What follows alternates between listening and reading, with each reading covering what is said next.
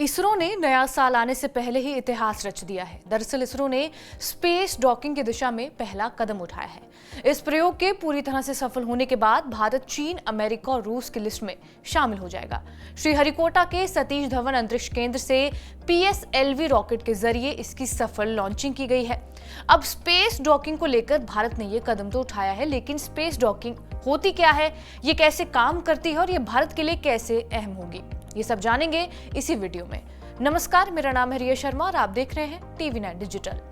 Space docking space में दो spacecrafts को जोड़ने की प्रक्रिया को कहते हैं।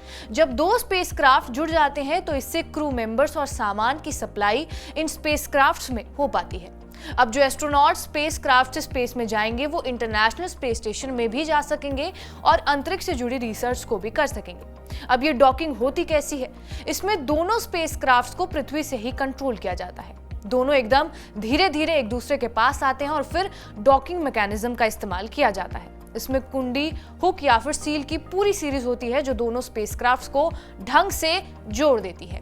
जब ये डॉकिंग पूरी हो जाती है तो अंतरिक्ष यात्री एक टनल के जरिए एक स्पेसक्राफ्ट से दूसरे स्पेसक्राफ्ट में आसानी से आ जा सकते हैं। अब ये कई मायनों में जरूरी है। सबसे पहले दो स्पेसक्राफ्ट्स के बीच क्रू मेंबर्स, उपकरणों और सामान की सप्लाई हो पाएगी।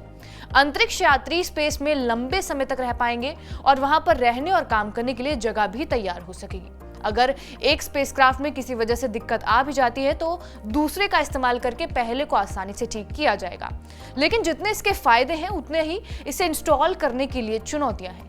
सबसे पहले तो ये कि दोनों स्पेसक्राफ्ट्स को सही एंगल और स्पीड के साथ अलाइन करना होगा।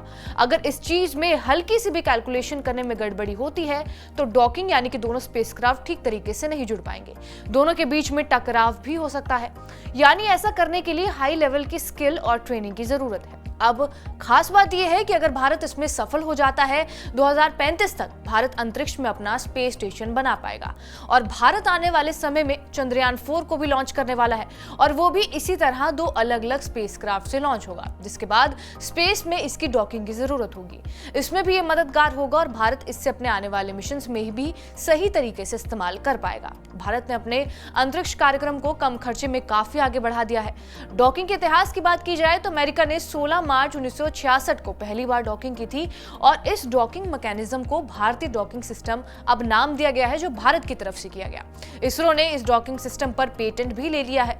भारत को अपना खुद का डॉकिंग मैकेनिज्म डेवलप करना पड़ा क्योंकि कोई भी स्पेस एजेंसी इस बेहद कॉम्प्लेक्स प्रोसेस की बारीकियों को शेयर नहीं करती है। बहरहाल, आपको ये खबर कैसी लगी हमें कमेंट करके जरूर बताएं। बाकी देश और दुनिया की तमाम बड़ी खबरों से अपडेटेड रहने के लिए सब्सक्राइब करिए TV9 डिजिटल।